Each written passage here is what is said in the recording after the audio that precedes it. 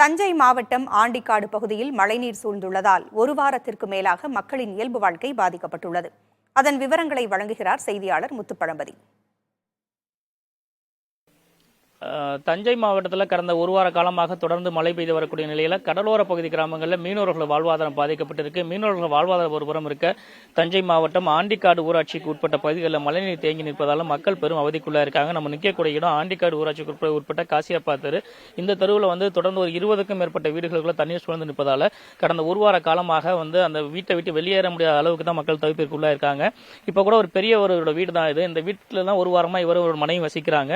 இப்போ ஒரு வாரமாக நீங்கள் எப்படி இந்த தண்ணிக்குள்ளே இருக்கீங்க? எப்படி ஜாமான்லாம் வாங்குறீங்க? நீங்கள் காலையில் போய் வாங்கிட்டு வந்துருக்கேன், அதோட வீட்டில் தான் இருப்பேன்.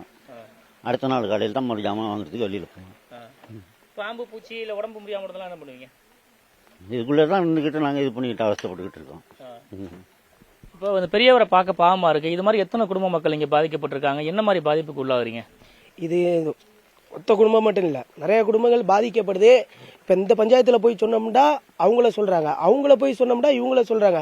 ஆல்ரெடி சிஎம் செல்லுக்கு நான் லைவ் போட்டிருக்கேன். இப்போ இவங்க சொன்னதை கேட்டிருக்கலாம், இவங்களோட வேதனையை பதிவு பண்ணுறாங்க. இந்த பெரிய ஒரு வீட்டை பார்க்கலாம், அந்த முழங்கால் அளவுக்கு நம்ம தண்ணி இருக்கு. இப்போ நீங்கள் வீட்டுக்குள்ள யாருங்க இருக்கா? இப்போ வீட்டுக்குள்ள யார் இருக்கா? அவங்க வீட்டில் உள்ளதான் இருக்காங்களா? அந்த வீட்டுக்குள்ள தான் அவங்க ஒரு வார காலமாக சிரமப்படுறாங்க. ஆனால் அதிகாரிகள் யாரும் தங்களை பார்க்கல, தங்களுக்கு உதவிக்கர நீட்டல வேதனையோடு தெரிவிக்கிறாங்க. அந்த காட்சிகளை தான் நம்மளால் பார்க்க முடியுது. உடனடியாக தஞ்சை மாவட்டம் முட்டுக்காடு ஆண்டிக்காடு ஊராட்சிக்கு உட்பட்ட பகுதியாக இருக்கட்டும், அதே போல அருகே உள்ள சரபேந்திர ராஜன் பட்டின பகுதியாக இருக்கலாம், இந்த 2 பகுதிகளிலையும் சுமார் 50க்கும் மேற்பட்ட குடும்ப மக்கள் பாதிப்புக்குள்ளாயுள்ள சூழலில் மாவட்ட நிர்வாகம் களத்திற்கு வர வேண்டும், இந்த பாதிக்கப்பட்ட மக்களை மீட்க வேண்டும் என்பதே அனைவரின் எதிர்பார்ப்பாக உள்ளது. புதிய தலைமுறைக்காக தஞ்சையிலிருந்து ஒளிப்பதிவாளர் உதயகுமாருடன் சுபமுத்து பழம்பதி.